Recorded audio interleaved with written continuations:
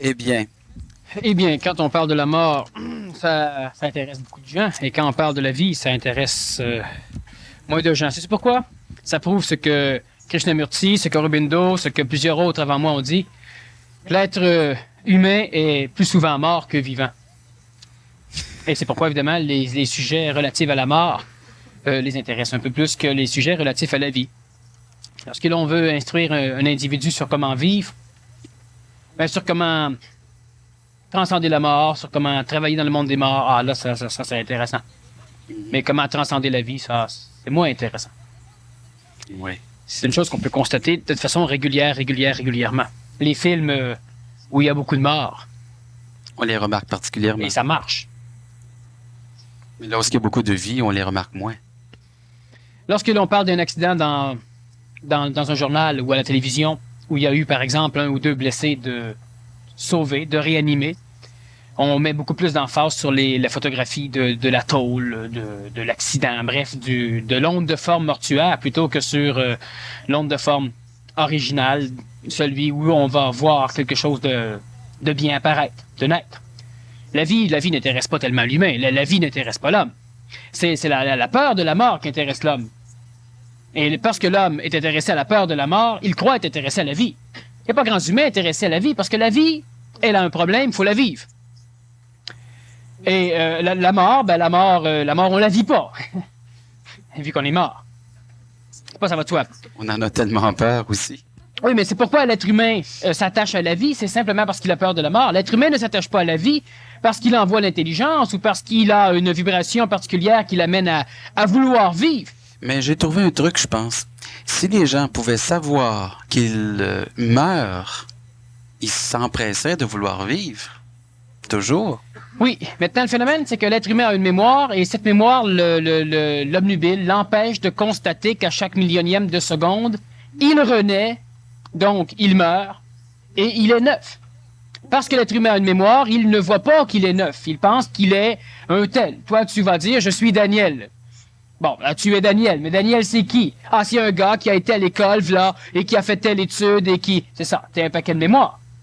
Alors, l'être humain étant dans sa mémoire, il a continuellement l'illusion qu'il vit une instantanéité. Mais l'être humain ne vit pas l'instantanéité. L'être humain exprime son passé dans l'instantanéité, mais l'être humain n'a pas de conscience de la vie. L'être humain a une conscience de la mort. Il n'a pas de conscience de la vie, l'homme. Il a une conscience de la mort. Et cette conscience de la mort lui fait peur. Et cette peur fait qu'il résiste à tout prix pour ne pas tomber dans ce gouffre qu'il appelle la mort. Et pour ne pas tomber dans le gouffre, ben merde, tu vis. Mais l'être humain ne veut pas vivre pour vivre, il veut vivre pour ne pas mourir. L'être humain ne veut pas mourir.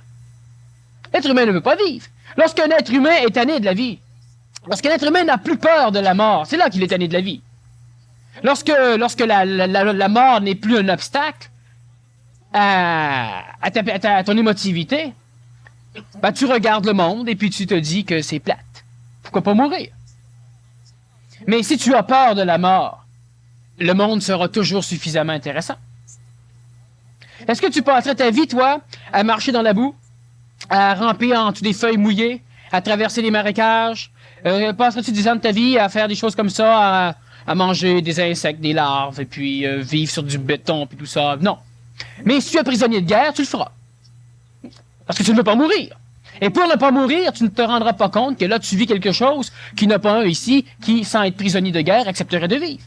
Prends les jeunes, mets-les en prison, torture-les, puis arrange-toi pour qu'ils puissent s'échapper en se gratignant un peu après les barbelés, et ils vont vouloir vivre dehors. Et prends-les à côté de leur Walkman, puis mets-les dehors, comme ça, puis ils vont carrément se suicider. Parce qu'ils n'ont pas encore goûté à la vie. Celui qui est en état de guerre goûte à la vie, parce qu'il peut la perdre régulièrement.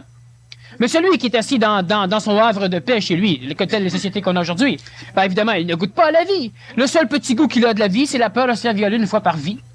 Hein? La peur de se faire voler. Puis, à peine. Alors il regarde les films de guerre, il regarde les films d'horreur qui marchent suffisamment. Il regarde les journaux, il regarde ce genre de choses. Et c'est comme ça au moins, ben, il se rend compte que la mort existe. Ouais, mais encore là, c'est à l'extérieur de eux. Puis ils le savent. Alors, évidemment. Ils trippent un peu là-dessus. L'homme n'est pas conscient qu'il vit. L'homme est conscient qu'il est un mortel. C'est tout. Mais il y a une différence majeure entre être conscient que nous vivons, d'être conscient que nous pouvons mourir. Exactement comme c'est lorsque la nuit arrive que l'homme découvre le soleil. Lorsqu'il fait soleil, l'homme ne voit pas le soleil, il n'a pas de soleil. Lorsqu'un gros nuage arrive et qu'une ombre apparaît sur lui, ah ben là, il découvre le soleil. Il n'y a plus de soleil, mais c'est là qu'il découvre. L'homme a toujours ce phénomène, disons, d'inconscience, que lui appelle la conscience. L'homme vit dans son phénomène, dans son schéma mémoriel, et continuellement, il se confronte à ses mémoires, plutôt que de se confronter à la vie, donc à la réalité. Alors, l'être humain évolue pourquoi? Parce qu'il est tanné de souffrir, parce qu'il a peur de certaines choses, et c'est ce qui pousse l'être humain à couper dans le derrière, à vouloir s'améliorer. Pourquoi l'être humain va aller au ciel? Pour plus souffrir. Pas parce qu'il a une intelligence quelconque à faire ça. Non, non, pour plus souffrir. Pourquoi l'être humain veut augmenter son schéma vibratoire? Pour être malade. Pour pouvoir s'auto-guérir. Pour pouvoir guérir les autres, donc plus souffrir de les voir souffrir. Mais il n'y a pas d'intelligence dans l'évolution. Il y a simplement une fuite de l'involution. Alors, étant donné que l'être humain évolue en fuyant l'involution, ben, il ne sait pas où il va. Il est prêt à accepter n'importe quoi. Tandis n'importe quelle perche, il va essayer de s'accrocher après. Et plus elle sera gluante, plus il mettra d'énergie à s'agripper après. Et l'homme ne sait pas. C'est pourquoi d'ailleurs que l'homme fonctionne avec la croyance ou la foi. C'est que l'être humain ne sait pas, il ne voit pas. Pourquoi veux-tu aller au ciel? Ben, je ne veux pas aller en enfer. Oui. C'est pas une raison intelligente, une raison émotive. Dans l'Antiquité, l'être humain n'ayant pas de cerveau suffisamment élaboré, ne pouvait pas comprendre une chose par la logique ou par l'intelligence. Alors évidemment, les intelligences qui ont archétypé le monde de la mort, le ciel, pour permettre aux humains d'avoir une sorte de référence de leur êtreté, de leur état, ont évidemment orchestré ce phénomène de croyance ou de foi. Tu ne peux pas comprendre, ben, aie au moins foi. Crois. La croyance, elle permet d'ouvrir un monde à celui qui n'a pas la faculté de pénétrer dans ce monde. Celui qui croit n'est jamais dans le monde qu'il croit. Celui qui croit en Dieu n'est pas Dieu, ne connaît pas Dieu, ne sait pas Dieu, n'a pas vu Dieu. Celui qui croit à la réincarnation n'a pas vibré la réincarnation. Mais la croyance, elle permet d'ouvrir à l'homme un monde qui échappe à l'homme. L'homme ne peut pas vivre dans sa croyance. L'homme peut vivre croyant. Mais moi, je veux croire à mon expérience évolutive, par exemple. Oui, mais tu ne peux plus rentrer dedans non plus. Ton expérience évolutive, tu ne peux pas jouer dedans. Elle est mémorielle, elle est spéculative, elle est du passé, elle est morte. Elle est morte, mais on peut la rendre vivante. Non. Tu vas être capable de vivre quelque chose. Par exemple, je prends le verre d'eau, je bois. Alors on peut dire, oui, tu savais donc que c'était de l'eau, donc tu as rendu vivant de la mémoire. Non, j'ai rebu de l'eau pour une fois, une autre fois. Et c'est ça qui était vivant.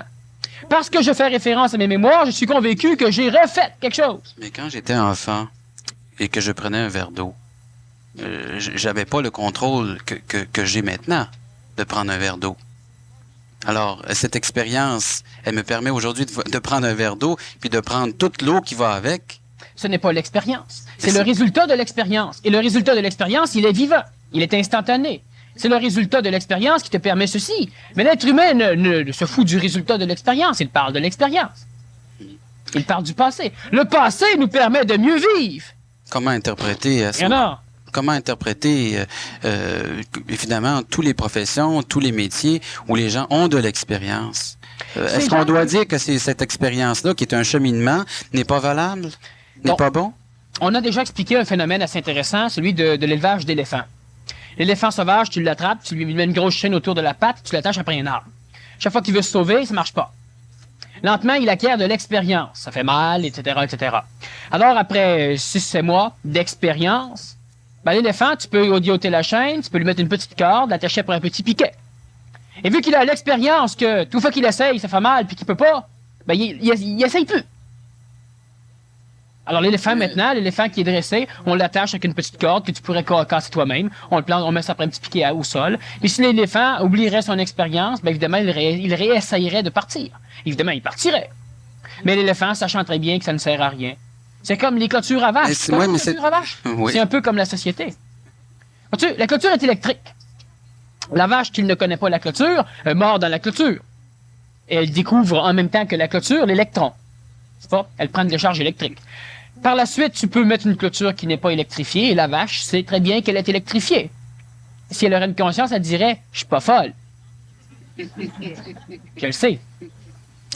Ben oui, mais... Mais elle n'est plus électrifiée, c'est un semblant de clôture. Alors, l'expérience va nuire autant à l'humain qu'il va l'aider, mais c'est l'idée que l'être humain vit toujours dans son passé. L'expérience est utile quand tu revis dans ton passé. L'expérience est utile quand tu refais inlassablement les mêmes phénomènes. Mais pas du tout, parce que l'expérience peut servir aussi à résoudre un problème qui se présente. On va chercher quelqu'un d'expérience, justement, parce que lui, il a une perception plus élargie. Non, parce que lui a une expérience dans le problème que tu as. C'est pour ça que tu as cherché quelqu'un d'expérience. Si tu as un problème de mécanique, tu vas pas chercher un électricien d'expérience. Non, ça va de soi, mais... Tu vas chercher un mécanicien d'expérience. Parce que lui, il refait les mêmes choses. Mais lorsque son enfant rentre avec un bras cassé, ben là, il faut qu'il cherche un autre bonhomme d'expérience. On appelle ça la spécialisation. Mais cette expérience, elle peut s'accumuler au niveau de la mémoire, mais elle est toujours utile pour aller plus loin. Je vais donner un exemple. Elle est utile pour aller plus loin? Non. Non. Elle est utile pour sécuriser l'homme. Elle n'est pas utile pour aller plus loin. C'est d'ailleurs ça qui empêche l'homme d'aller plus loin. L'expérience empêche l'homme d'aller plus loin. Elle n'aide pas l'homme, elle l'empêche d'avancer. L'enfant, il est zéro. Aucune expérience. Alors, il suce les bâtons du respirateur à sa mère, de l'aspirateur, préféré. La mère sait qu'il y a plein de microbes. L'enfant ne sait pas. Puis l'enfant ne se sent pas malade non plus. Bon. L'enfant s'amuse un peu partout, il découvre un monde. Plus il découvre le monde, plus il restreint sa découverte. Il devient expérimenté. Plus il vieillit, ben plus il a peur de découvrir. Il devient expérimenté. À un moment donné, il a tellement peur que il peut pas dire qu'il a peur. Alors il dit « Je suis sage. Je me suis assagi maintenant. Je ne fais plus de folie de jeunesse. » Ben, c'est ça. T'es expérimenté.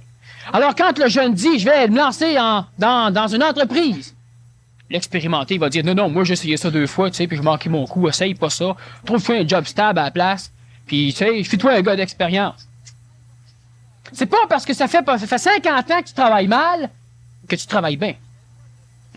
C'est ça l'expérience. Tu as 50 ans d'expérience de mal fonctionnement au niveau de la vie, c'est pas ça qui fait que tu vis mieux. Oui, mais une expérience, c'est pas toujours négatif. L'expérience est toujours positive pour l'ego, mais elle est toujours anti-évolution. mais oui. Il n'y a pas moyen. Attendez une minute. L'expérience... Dans la recherche, on expérimente, justement. Parce qu'on est con, alors on expérimente des choses. Pour trouver des choses, pour trouver des phénomènes qu'on ne pourrait pas percevoir autrement. Pour accepter des phénomènes qu'on a trouvés. L'acupuncture, ben pour la trouver, il fallait expérimenter. Ça fait 3000 ans qu'en Chine, ils l'expérimentaient pas, ils s'en servaient. Mais nous, il fallait expérimenter, il fallait un instant, le charlatan. Alors, on a inventé des machines, on a inventé des hommes-mètres plus précis, plus puissants. Encore là, que c'est même pas vrai, la science n'a rien inventé. Ce sont les acupuncteurs qu'il a fallu qu'ils se démerdent pour expérimenter l'acupuncture, pour le prouver aux cartésiens, aux intellectuels, enfin aux scientistes. Mais elle existait depuis longtemps. L'expérimentation fait quoi? Elle permet à l'homme d'accepter quelque chose. Est-ce que les ovnis, ça existe? Mais tant qu'on n'aura pas suffisamment expérimenté le phénomène ovnique, ben on ne pourra pas dire que ça existe. C'est pas parce que tu l'expérimentes qu'à un moment donné, ça apparaît. C'est parce que tu l'expérimentes qu'à un moment donné, tu acceptes que ce soit là. Mais l'expérimentation, fait quoi d'autre? Les grands-mères, dans l'Antiquité, ils guérissaient leurs enfants avec n'importe quoi. Ils savaient. Là, on a expérimenté maintenant, puis on en est rendu que l'accouchement, ça devient un acte médical. Partout sur la planète, ça accouche sans problème, mais ici, non. C'est illégal d'accoucher à la maison, les sages-femmes sont pas assez sages. Il y a toute une panoplie de bebelles. C'est sûr qu'un enfant qui veut sortir, je sais pas moi, 2 jumeaux qui se battent pour sortir, ça demande peut-être un arbitre, un médecin. Mais à part de ça, non, il n'y a aucun problème. Sauf qu'aujourd'hui, on en est rendu. La mère n'est pas expérimentée. T'sais, la génétique, 3-4 millions d'années de génétique ne savent pas encore comment enfanter un enfant. Bon. Les souris le savent. Mais les femmes, non. Bon. Alors, il faut un homme ou une femme, un médecin, n'est-ce pas, qui lui est spécialiste, qui lui a l'expérience. D'où vient l'expérience? Il a-t-il fallu qu'à un moment donné, dans l'Antiquité, je sais pas moi, avec Adam et Ève, ils ont eu, je sais pas moi, 8-9 fausses couches, 4-5 morts-nés, puis pour arriver à savoir comment mettre un au monde qui a de l'allure? Tu prends une femme, tu la fais accoucher quelque part dans la forêt, bon. Et tu auras presque autant de mortalité infantile dans la forêt que tu en as dans nos hôpitaux. Oui, mais à ce moment-là, est-ce que l'expérience procure une certaine connaissance qui va faire en sorte Ben oui, que c'est évident. l'homme, lui, au lieu de recommencer toujours d'utiliser toujours la même solution, d'arriver toujours au même... Non. Lorsque la souris veut grignoter un morceau de fromage, puis qu'elle a 8 portes en avant, elle acquiert de l'expérience. Alors, elle touche une porte, elle a un choc électrique sur le nez. Bon, là, elle se dit rien, elle comprend rien. Elle touche une autre porte, ça recommence. Elle en touche une, ça s'ouvre, il y a un morceau de fromage. Après un bout de temps, elle finit par connaître toutes les portes qui sont électrifiées et elle a maintenant de l'expérience qui lui permet d'être plus efficace puis d'ouvrir celle-là. Fais une chose, par exemple. Change la porte, mets le fromage ailleurs. Bing, elle se fait encore avoir. C'est même que l'homme fonctionne. L'expérience n'amène pas l'être humain à évoluer. L'expérience donne, disons, l'apparence extérieure d'une évolution. L'expérience de l'humanité fait quoi? Fait qu'on a des armes nucléaires, fait qu'on a des armes de plus en plus sophistiquées pour entraîner la paix, fait qu'on a un paquet de règlements, de lois et de ceci et de cela, hein, des règles qui disent qu'on doit respecter les règles. Et puis, comme tu vois, à un moment donné, des panneaux, là, un peu partout, interdiction absolue d'interdire quoi que ce soit. Fait dans le genre. Bon. L'être humain a de plus en plus, avec son expérience de choses qu'il appelle des connaissances. Parfait. Sauf que l'être humain, avant, prenons l'exemple du singe. Le singe est capable de mémoriser. Le chien peut mémoriser. Et l'homme peut mémoriser. Ils ont donc tous de l'expérience. Le chien expérimenté sait comment mordre. On peut le dresser à l'attaque et à l'obéissance. C'est bon. Et il peut faire des choses. Il mémorise. On prend un ordinateur. On lui met un paquet de choses dedans. Des mémoires, des mémoires, des mémoires, des mémoires, des mémoires. Après ça, on donne une claque dessus. Ben, il ne sera pas choqué. Même s'il a tous ses mémoires, s'il n'a pas un programme à se choquer, l'ordinateur ne pourra pas se choquer. Sauf que le phénomène qu'il y a, c'est que l'ordinateur n'arrivera jamais à pouvoir s'auto-programmer. Tandis que l'homme le fait. Le chien s'autoprogramme quelque peu. Mais le chien, de son expérience, n'arrive pas à être intelligent. C'est-à-dire, n'arrive pas à faire ce que l'humain fait. Les animaux, même s'ils ont de la mémoire, l'éléphant, vous savez que l'éléphant a une mémoire phénoménale. Il se trompe jamais. L'éléphant n'est pas intelligent. Le dauphin n'a pas. Il y a une programmation génétique intéressante pour certaines raisons, parce que le dauphin, il y a de cela belle lurette, et devait pousser l'homme à grimper sur le sol. Tandis que le requin devait le bouffer lorsqu'il revenait. C'est une chose. Mais le dauphin, malgré qu'il a une intelligence extrêmement restreinte, il n'est pas intelligent au sens du humain. Pourquoi? Pour la simple raison que le corps physique de l'homme a une évolution adaptative à la Darwin, mais l'homme, lui, a une évolution améliorative, autrement, au-delà de l'évolution darwinienne. Il n'évolue pas comme le singe, comme la tortue, comme l'iguane. L'homme évolue comme l'homme. Mais qu'est-ce que c'est qu'une évolution humaine? Dans l'évolution de l'homme, il y a... Qu'est-ce que c'est?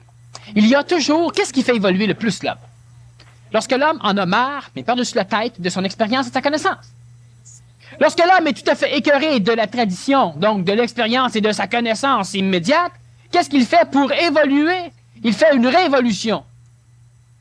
Lorsqu'il est rendu aux limites que la société lui permet de s'exprimer, etc. Non, lorsqu'il est rendu aux limites de ce que l'esprit va endurer chez lui comme bêtise, puis comme aberrance. Alors l'être humain finit par... Il y a des choses nouvelles qui apparaissent chez lui, il y a des cristaux nouveaux qui sortent. Puis l'être humain envisage d'autres choses, d'un coup ça il tente de renverser le régime, de tout démolir, là il veut mettre quelque chose de neuf. Il veut pas. Prenons l'exemple. Il n'y a jamais aucune nation, à part évidemment si c'est un putsch militaire ou une guerre sainte, il n'y a aucune nation qui à un moment donné retourne en arrière. Ici on a la démocratie. On a une démocratie qui est essentielle et qui doit, et comme preuve, donc pour que la démocratie soit là, il faut qu'on ait des preuves de la démocratie. L'une des preuves, c'est les syndicats. Bon. Le syndicalisme a aidé l'humain à devenir libre. Aujourd'hui, le syndicalisme envoie les sociétés en faillite. Bon. Pas tous les syndicats. Enfin, pas tous les syndiqués, mais beaucoup de syndicats. Mais on ne peut pas abolir un syndicat, parce qu'abolir un syndicat, ça devient nationaliser le travail. Donc, on fait un retour en arrière, et ça, une société comme la nôtre ne peut pas faire ça. Les communistes, eux, peuvent le faire. Vois-tu, en 1961, il y avait il y a un bonhomme qui a enterré, qui a caché l'un des écrits de Karl Marx, prétendant qu'en 1980, l'URSS aurait le même potentiel financier et matériel que tous les pays d'Occident, enfin les pays américains et tout ça. en 80. On peut regarder qu'en 87, c'était pas encore fait. Eux ne peuvent pas retourner dans un empire de tsars. Maintenant, il leur reste à arriver à être démocrate. Ça va venir dans 25 ans d'ici à peu près. Bon, après avoir fait un peu d'expansion, disons, nationale. Ce qu'il faut comprendre, c'est que l'homme, nos sociétés, tous ces phénomènes-là ne reculent jamais en arrière. Et qu'est-ce qui fait que l'homme évolue? C'est la révolution. Continuellement. Regarde tout ce qui a fait faire avancer l'humanité. Une guerre, c'est une révolution. Bon, on connaît l'effet de la Première et Deuxième Guerre mondiale sur notre technologie, sur... C'est le changement des règles, finalement. Oui. Lorsque l'être humain décide que tout ce qui est là, c'est plus ça. Mais c'est pas les personnes âgées qui décident ça. C'est toujours les jeunes. Pourquoi? Parce que le jeune ramasse l'expérience du passé, mais avant qu'il soit expérimenté, il y a des mécanismes chez lui, des mécanismes évolutifs amélioratifs qui lui permettent de faire un pas en avant dans l'évolution avant que l'expérience vienne complètement l'étouffer. Et à un moment donné, il ne peut plus vivre en résonance avec l'expérience traditionnelle de l'époque. On appelle ça aussi les fossés de génération lorsque ce sont des petites révolutions. Et il doit tout renverser. Le problème, c'est que renversant tout, il expérimente la révolution. Expérimentant la révolution, il devient expérimenté comme révolutionnaire. Puis une fois que la révolution est finie, ben là, ça redevient stable. Et puis on arrête d'évoluer pendant encore un bout de temps. Il faut bien comprendre que le fait que vous appreniez que le feu, ça brûle, c'est pas de l'évolution. L'homme des cavernes l'a appris. Puis l'homme d'aujourd'hui l'apprend. Ben, si l'homme des cavernes l'apprenait puis c'était de l'évolution, on le serait à la naissance aujourd'hui. Ben, c'est pas de l'évolution. Tu apprends à conduire une automobile, c'est pas de l'évolution. C'est une évolution adaptative, oui, dans le style darwinien. Donc, on pourrait appeler ça une programmation qu'il faut toujours refaire à chaque individu qui vient au monde. Exactement. Alors que lorsque ça devient génétique, là, c'est une autre chose. La génétique est quand même... L'expérience peut être transmise par la génétique. L'expérience des maladies, par exemple. Tu expérimentes des maladies coronariennes et puis tes enfants sont déjà sujets génétiquement à être atteints de même pathologie. Tu as différentes formes d'expériences qui peuvent être cellularisées, donc génétiquement mémorisées, et être transmises aux enfants. Une chose qui permet à la race biologique d'évoluer plus rapidement, au niveau neurologique et au niveau, évidemment, antipathologique. Surtout, ça va de plus en plus, disons, être accéléré au niveau de notre évolution planétaire. Mais l'évolution de l'homme, ce n'est pas ça. L'évolution réelle de l'homme, c'est la faculté que pourrait avoir l'humain à un moment donné de pouvoir s'asseoir sur une chaise, de pouvoir se poser une question et de pouvoir se répondre. Pas répondre, fouille dans tel livre, là. C'est ça que je veux dire. D'amener une réponse totale, complète et parfaite dans l'instant présent, hein, elle peut être remise en question dans 2 heures. Ça n'a rien à voir. L'être humain doit rester vivant. Alors, l'être humain peut s'asseoir, il peut se poser n'importe quel genre de questions, il se répond immédiatement. Ça, c'est intelligent. Ça, c'est du savoir. Il n'a pas besoin d'expérience pour le faire. À quoi sert l'expérience des religions, des cultes, des écoles ésotériques et de ces choses-là? Mais lorsque une personne... Bon, je répondrai après. Lorsqu'une personne fait ce que tu viens de dire, toujours se renouveler, que même... Pas se renouveler, c'est une farce, c'est une connerie de la psychologie contemporaine, le renouvellement. Tu restes vivant, tu te renouvelles pas. Donc, lorsqu'on est vivant, on demeure toujours vivant. On ne peut pas accumuler de mémoire. Donc, on ne peut pas faire référence à aucune mémoire, ni écrite, ni quoi que ce soit. Ce qui fait qu'à ce moment-là, qu'est-ce que l'on peut apporter dans une société que l'on construit? Bon, ça, c'est la question de l'ego sociétaire. Non, mais mais l'homme nouveau va-tu encore nous aider, nous autres? Non, mais ce n'est pas dans le sens de la société égoïque, mais dans le sens de la société des individus. Bon, je vais corriger 2 choses. Premièrement, celui qui évolue, prenons l'exemple, de l'homme nouveau, de la femme nouvelle pour l'instant, parce que c'est l'étape, prochaine de l'évolution nord-planétaire.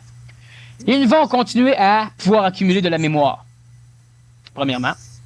Deuxièmement, ils vont être capables de faire référence à leur mémoire aussi, sauf qu'ils sauront consciemment, toujours, qu'instantanément, ce qu'ils font présentement est une référence mémorielle.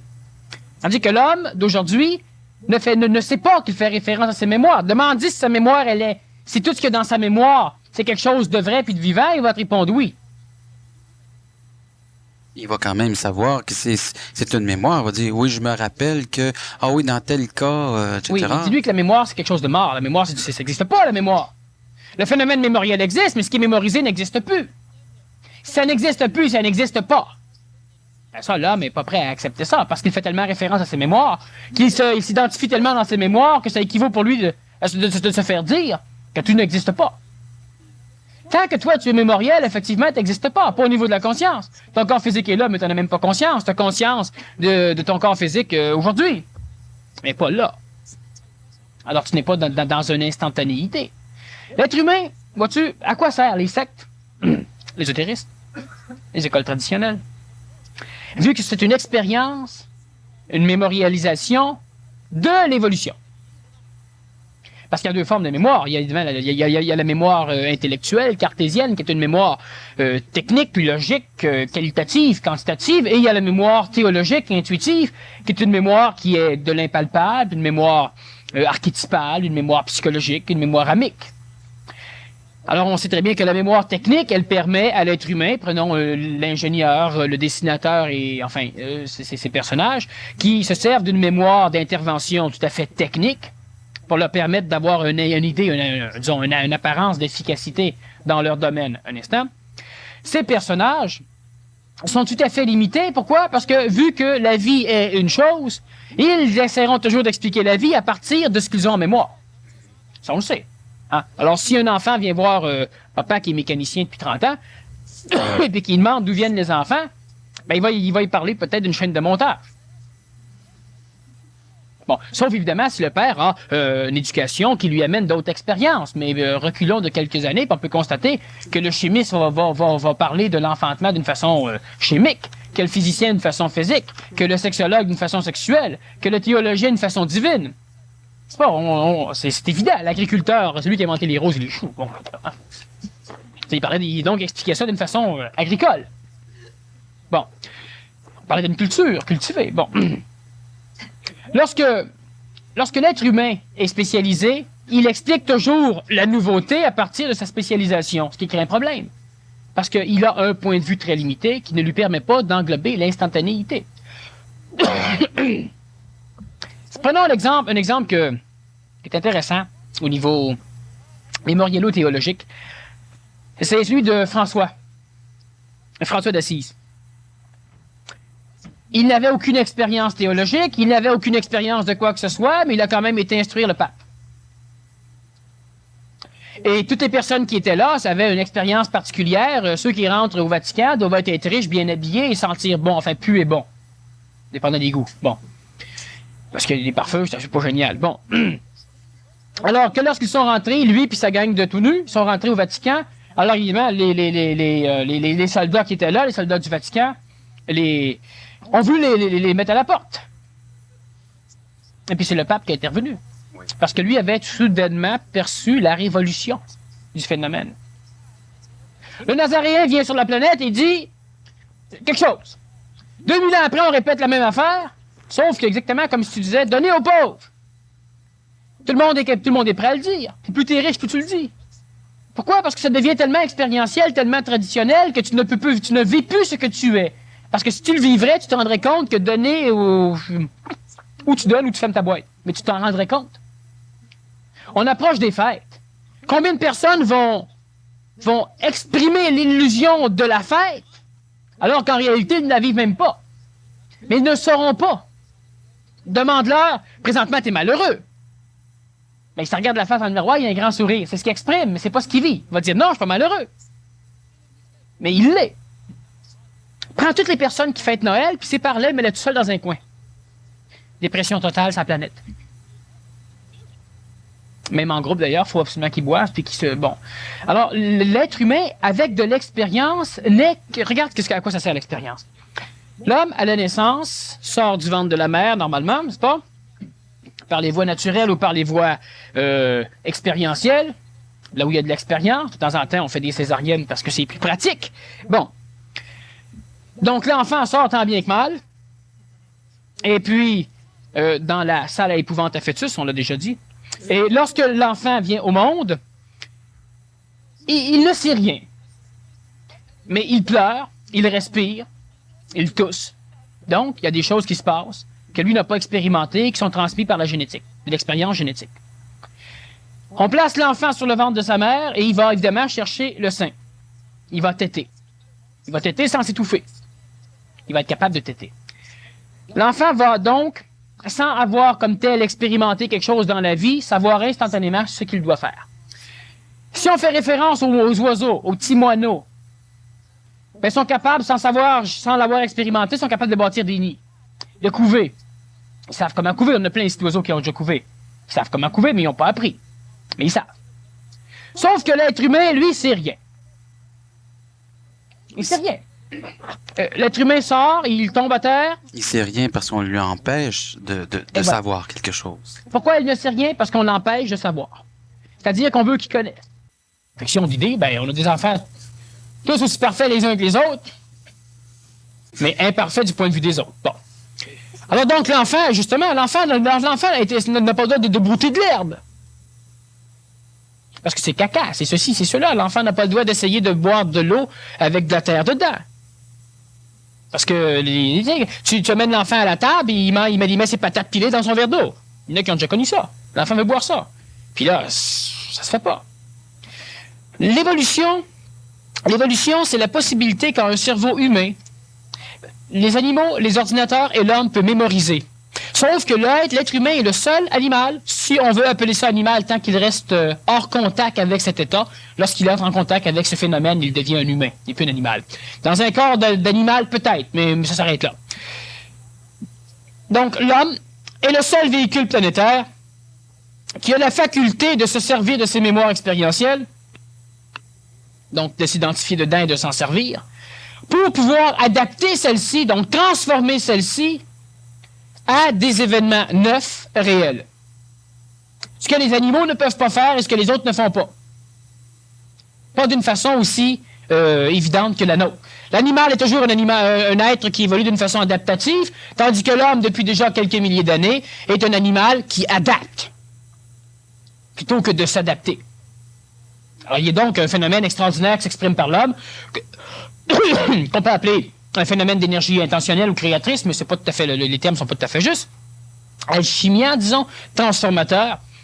L'être humain se pose une question. Il a un problème devant lui. Le problème peut être le feu de sa maison. L'être humain qui a été éduqué à l'école conventionnelle et auquel on a bien dit qu'il devait apprendre des choses. Parce que s'il n'apprend pas les choses, jamais il ne saura. Il ne sera pas un savant, un connecté au savoir. Mais les savants, évidemment, sont connectés à leur passé, aux connaissances, à l'expérience. Si tu n'apprends pas toutes les choses à l'école, si tu n'as pas des bonnes notes, si tu n'as pas des petits collants, des petits dessins, si tu n'as pas des ceci, des cela, ben plus tard, tu ne pourras rien faire.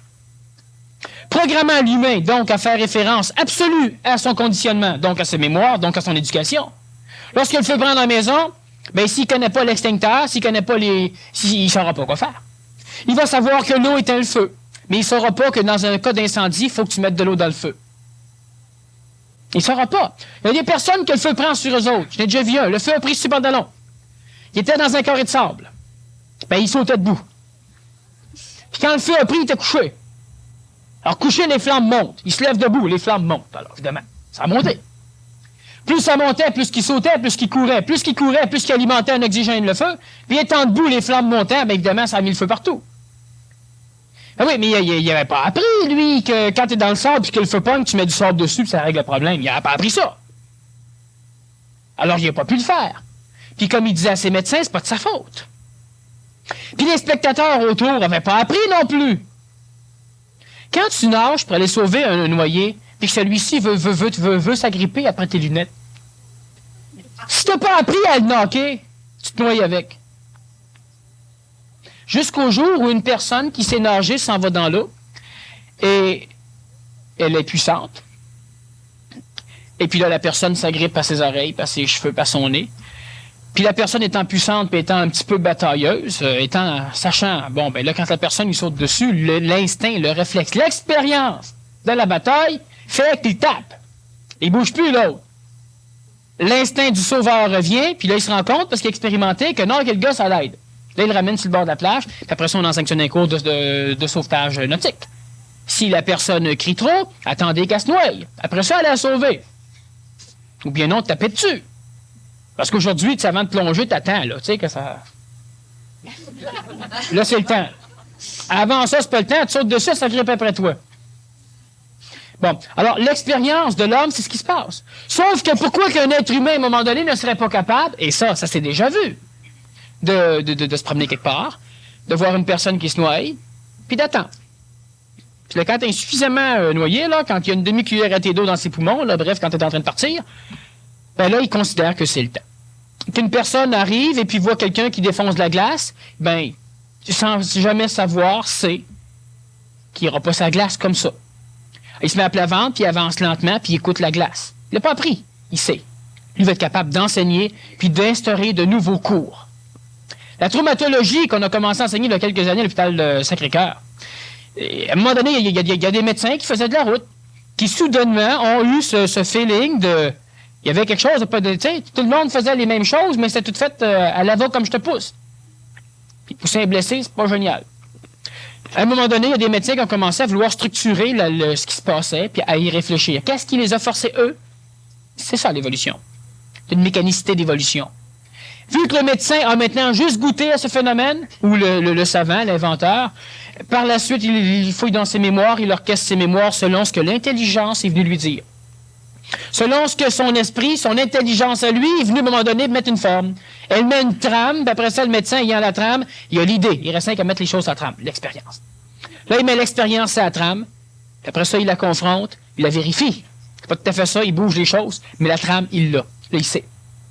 Il y a beaucoup d'humains qui vont être capables, puis ça, la majorité d'entre vous, vous avez déjà tous vécu des phénomènes, justement, de contact avec votre propre esprit, donc des contacts évolutifs, où, à un moment donné, tu ne sais pas. Mais, pardon, tu ne connais pas. Mais subitement, tu sais. Oui, mais tu sais, si, en supposant que l'on apprenne quelque chose de l'extérieur qui est utile, non. C'est quoi le phénomène qui fait que une personne dit, moi, je ne vais pas rien apprendre, je ne vais pas à l'école, je suis pas de cours de rien, je vais tout savoir. C'est quoi le kit? Bon, si la personne fait ceci, c'est qu'elle a juste le contact, elle a juste l'idée, elle a la vibration du fait qu'un jour, l'homme peut arriver à se savoir. Mais poser des questions, ça ne sait pas répondre, c'est parce qu'elle a besoin, c'est parce que présentement, elle se prend au sérieux. Si elle se prend au sérieux, c'est qu'elle a expérimenté la possibilité de faire une chose, et elle se contente dans la possibilité de faire la chose. Et puis ça finit là. C'est comme celui qui un jour va traverser les murs, il le sait. Ben, moi, je traverse les murs, mais je prends la porte. C'est plus immédiat. Ouais, il est convaincu que, tu sais, lui va être sauvé. Plus de problème. Fait qu'il se fout de tout. Lui, il se prend au sérieux, puis évidemment, il va peut-être être sauvé, mais il ne sera pas sauvé de lui, en tout cas. Il va peut-être se sauver. Tu disais tout à l'heure que lorsque on est vivant, on a une situation qui se présente, on a automatiquement une réponse, et qu'après, cette situation-là peut se représenter éventuellement. Est-ce que la personne va utiliser... Faut pas qu'elle utilise ce qu'elle a fait ou ce qu'elle a appris avant. C'est là le problème. Voilà, c'est parfait. Tu viens de résumer la conférence. C'est fini. Bonsoir. Regarde bien. L'être humain ne sait pas, l'être humain ne connaît pas, l'être humain n'a pas en expérience quelque chose. Et ça vous est arrivé souvent. Mais plus vous étiez jeune, plus ça arrivait. Puis à un moment donné, ben, tu n'as pas le choix, faut que, puis là, il se passe de quoi dans ta tête à une vitesse phénoménale, tu ne penses pas, puis soudainement, tu as la réponse, là. Tu fais. Puis au fur et à mesure que les événements avancent, tu agis, tu fais. Celui qui réagit bien dans un hold-up, une caissière, par exemple, qui n'a jamais été hold-upée, mais qui réagit correctement, parfaitement bien, ben, tu as eu du courage, tu n'as pas eu le courage à broyer après.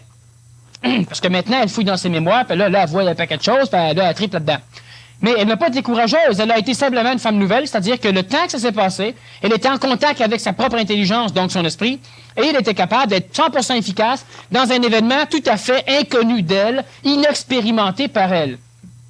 Le deuxième hold-up arrivant, elle devrait refaire la même chose, se centrer dans son intelligence et agir en fonction de ce qui se passe. Non, ce qu'elle va faire, vu qu'elle a été induite, donc instruite comme ça, lorsque le deuxième hold-up vient, elle se rappelle ce qu'elle a déjà fait au premier, puis elle essaye de faire la même chose. Donc, elle a de l'expérience, déshabillons-nous pas. Elle a donc de l'expérience. Cette expérience va faire quoi? Va faire que si le hold-upé qui rentre, le gars qui fait le hold-up plutôt qui rentre, braque un revolver vis-à-vis une caissière, Et elle se rappelle que la dernière fois, elle avait reculé lentement, ça n'a pas paru, puis elle avait pesé sur le piton, puis bon, etc. Elle recule lentement, puis elle tombe sur le dos d'un client en arrière qui est le complice de l'autre. Elle se fie à sa mémoire, mais si elle aurait été intuitive, donc instantanée, elle aurait perçu aussi, elle aurait tout compris. Elle n'aurait rien fait parce qu'elle n'avait rien à faire, elle n'était pas le bon pion sur le jeu d'échecs pour agir, il fallait que quelqu'un d'autre ailleurs agisse. Elle était mal placée. Mais vu qu'elle se fie à son expérience, elle va refaire la même chose. Ça, c'est le gros problème. Celui qui, par exemple, s'en va en mer, par exemple, dans une course comme la Transat, il est en voilier. Il sait très bien que lorsqu'une tempête se lève, il y a des grosses vagues, et ces vagues peuvent venir déferler sur son bateau et tout casser. Alors, il laisse traîner une immense corde, par exemple un traînard, dans l'eau. Et lorsque la vague touche cette corde, elle s'effrite sur elle-même, et puis le bateau lève sur la vague, donc ça préserve le bateau. Mais à un moment donné, notre bonhomme ou notre bonne femme, l'équipage arrive dans une mer, par exemple, une mer corailleuse, où il y a des coraux. Les coraux sont quelque peu sous l'eau. Le bateau peut passer par-dessus. Il n'y a pas un gros tirant d'eau. Mais qu'est-ce qui va arriver, c'est que toutes les vagues sont arrêtées. Les vagues, disons les lames, la profondeur de la lame, va être brisée par ces corails. Et ça peut créer différentes vagues qui arrivent maintenant de tout partout. Ah ben ça si elle n'a pas expérimenté les tempêtes dans les mers de corail, ben là, ses cordes, elle les met où? Bon, elle ne sait plus. Si elle met du poids, la corde s'accroche après les récifs, elle ne sait plus. Et les meilleurs marins, les meilleurs capitaines, les meilleurs pilotes de bateaux de l'Antiquité, ben eux, ils montaient sur le pont, puis ils sniffaient, puis ils faisaient rien, puis à un moment donné, ils donnaient des ordres, puis tout marchait.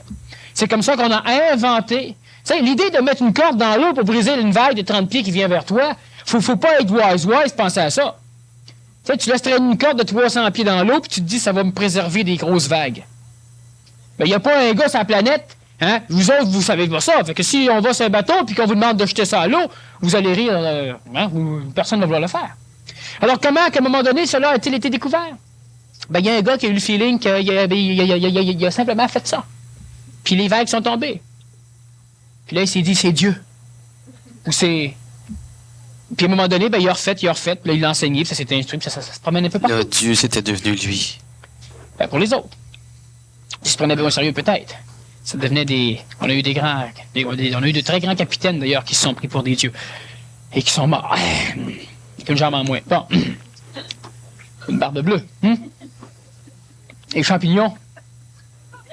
Barbe bleue. Je l'avais pas souvent. Bon, ça, l'histoire ne dit pas, hein? C'est une réserve.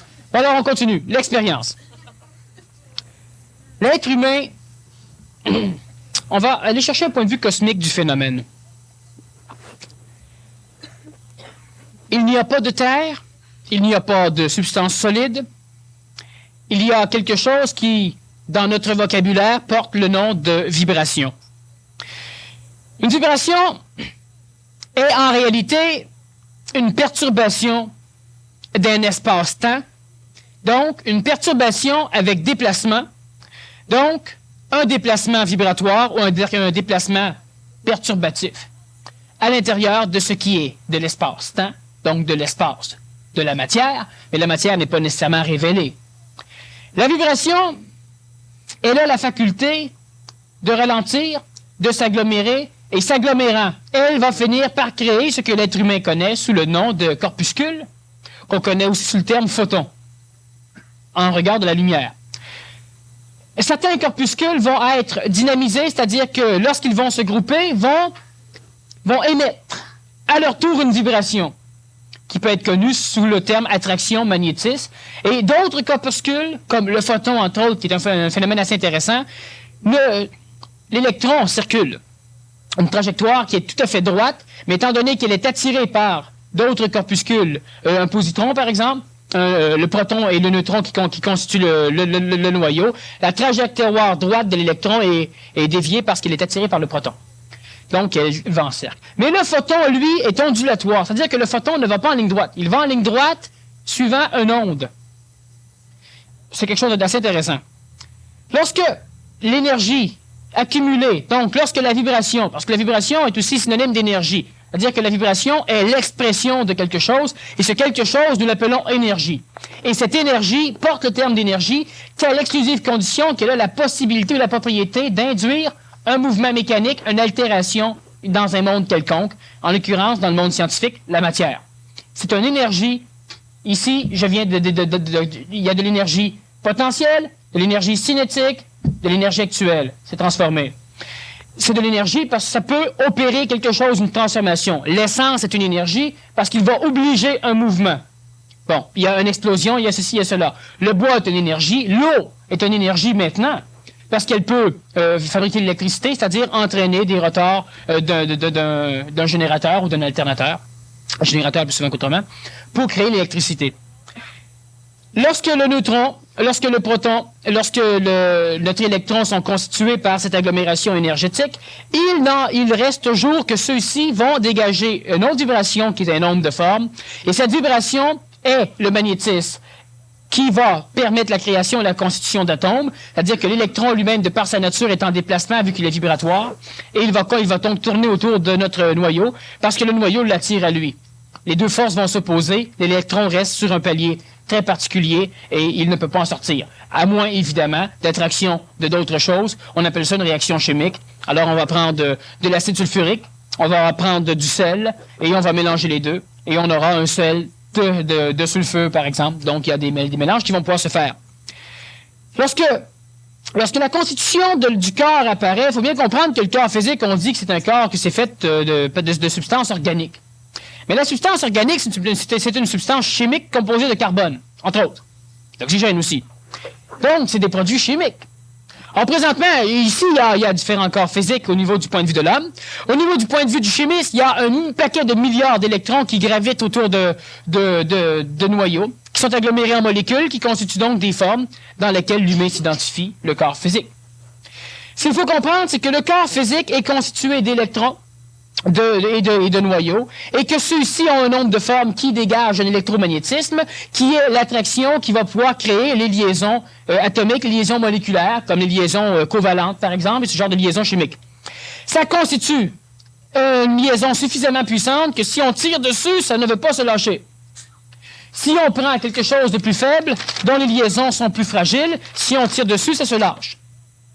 Maintenant, si on augmente la quantité de molécules, donc d'électrons qui se tiennent ensemble, et qu'on tire dessus, ben là, évidemment, il faut mettre pas mal plus de force. Ça ne fonctionne plus. Le couteau a la faculté de faire quoi? Une lame tranchante a simplement la faculté d'aller opposer une réaction mécanique, donc cinétique, à une très minuscule partie d'électrons, donc qui se tiennent ensemble. Alors, un couteau va couper, tandis qu'une lame épaisse de même ne coupera pas grand-chose, elle va écraser plutôt.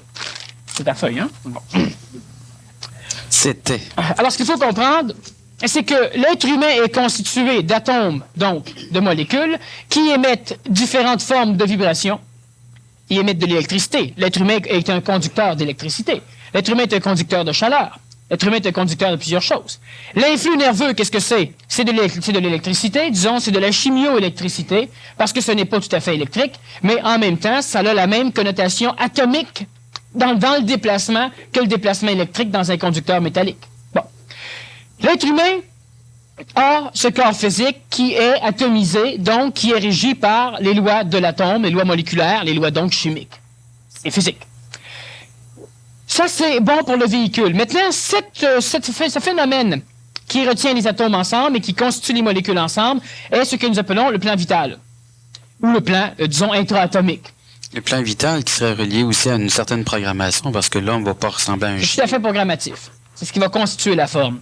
Maintenant, selon la possibilité vibratoire, parce que dans le domaine de la matière, là où l'énergie vitale, c'est-à-dire que là où la vibration de vie, donc d'animation créatrice, commence à apparaître, la première fois où elle va apparaître, ça va être dans les ondes hertziennes, les ondes radio. Par la suite, elle va apparaître presque instantanément au niveau des ondes photoniques, les ondes lumineuses. Et par la suite, on va avoir une dégradation jusqu'à la matière hyperdense, comme le plomb et comme l'or, ces choses-là. Mais au-delà des ondes hertziennes, il y a aussi de cette vibration. Les ondes hertziennes vont à la même vitesse que la lumière, même si les ondes hertziennes ne sont pas de la lumière. Bon, alors la lumière, on sait que ça voyage très vite. La lumière, c'est 300 000 km à la seconde.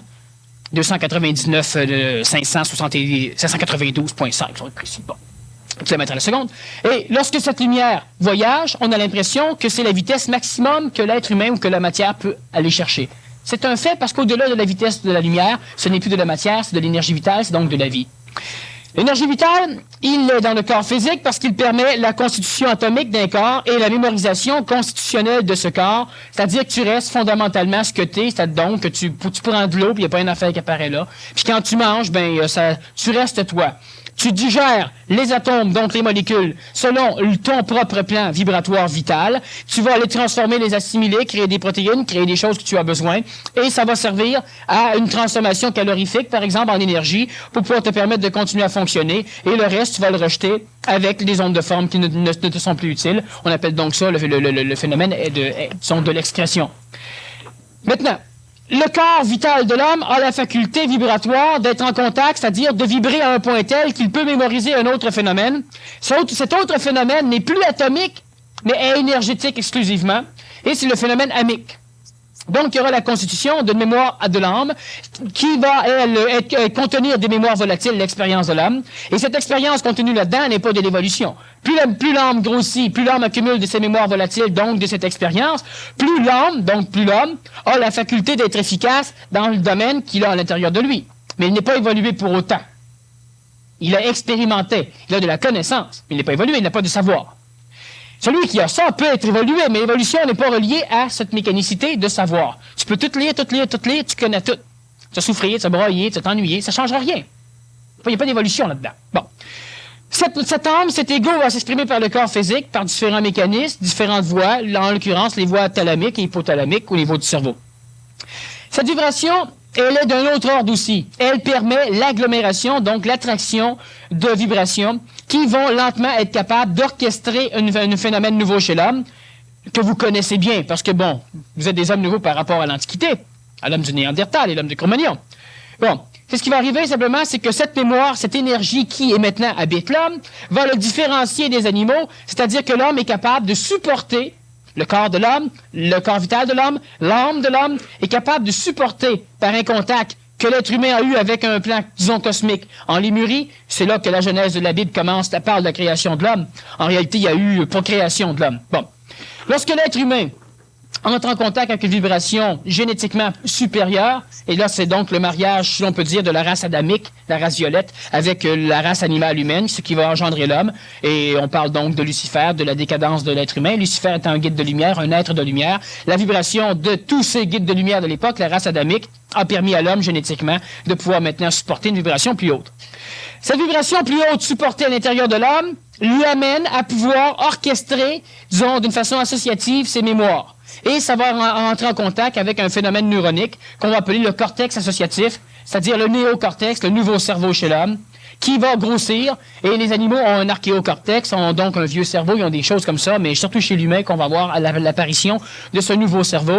Donc cette vibration va être capable d'avoir une correspondance physique où elle va agglomérer les molécules donc chimiques de l'homme pour lui permettre de constituer un phénomène neuronique et glial, un cerveau plus capable d'associer les choses. Ce cerveau associatif vibre. Il est atomicisé, c'est-à-dire que c'est créé par des phénomènes de carbone. Il y a de l'eau là-dedans, donc il y a de l'hydrogène, il y a de l'oxygène. Il y a du dextrose pour le nourrir. Le dextrose, c'est du carbone, c'est de l'hydrogène, c'est de l'oxygène.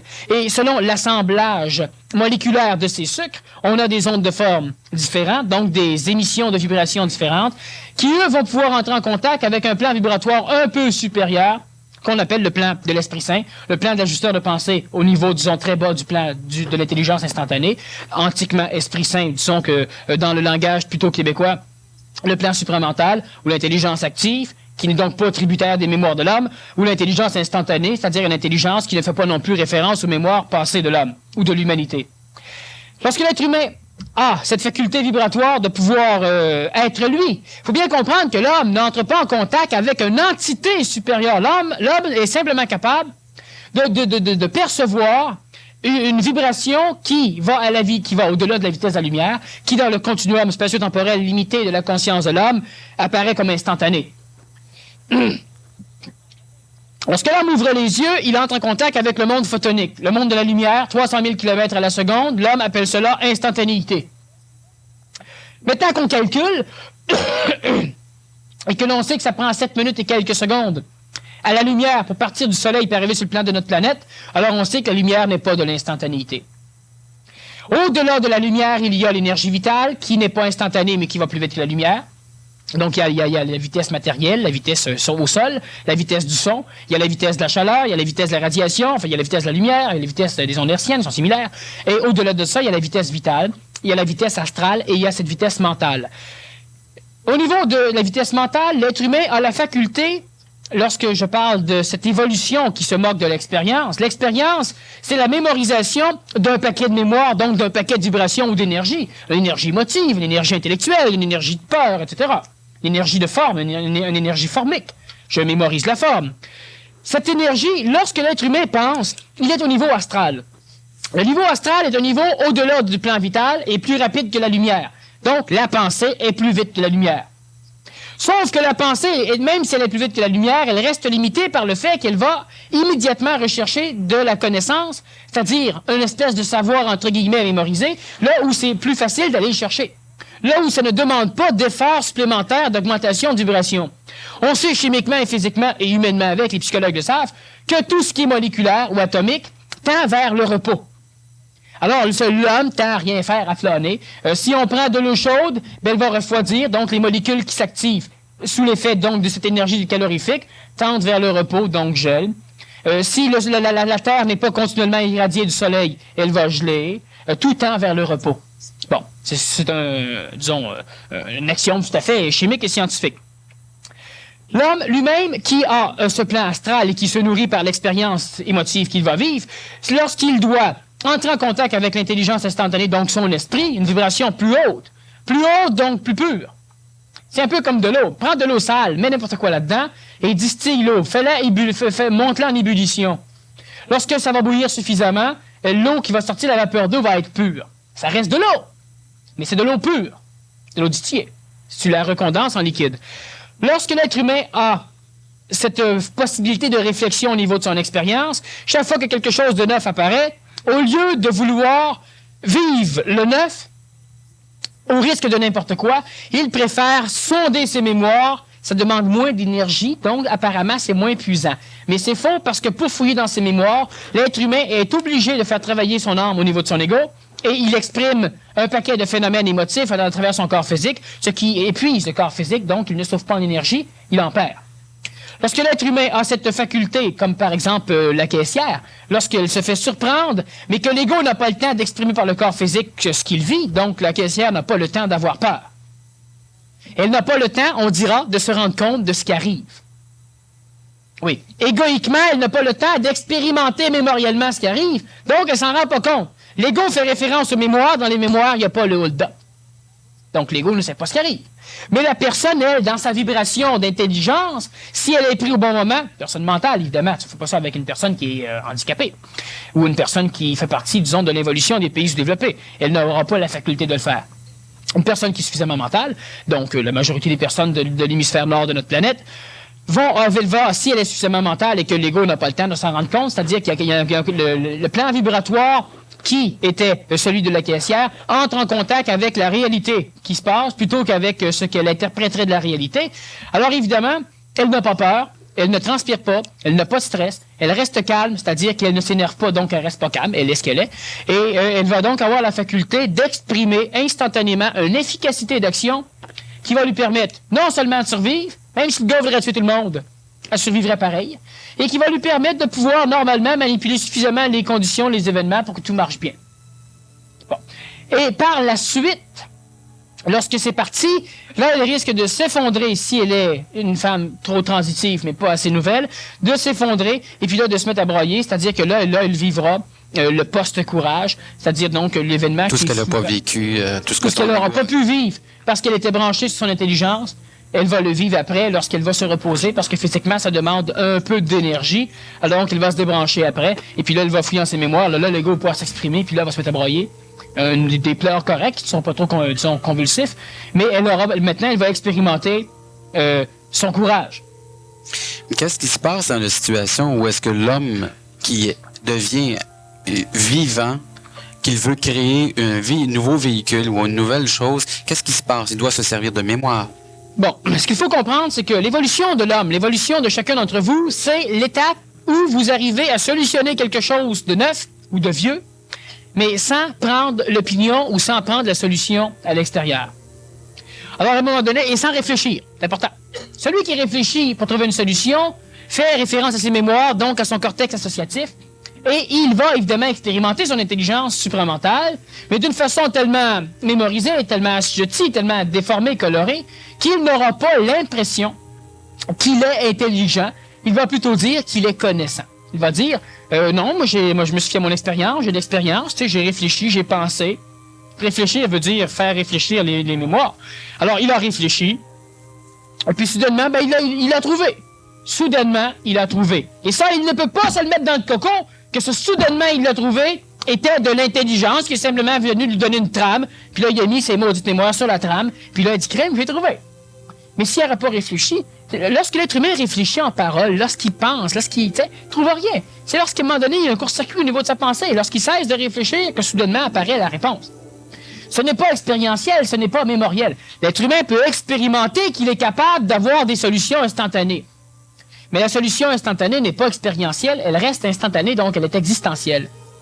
L'évolution se moque de l'expérience, dans ce sens que lorsque vous avez des problèmes, lorsque vous avez des choses, ben essayez toujours de parler ou essayez toujours d'agir de façon immédiate. Il arrive, il y a du feu quelque part. Alors tu observes le feu, tu observes l'alentour, tu vois des choses, agis, prends quelque chose, c'est pas ça, ça va te le dire que c'est pas ça.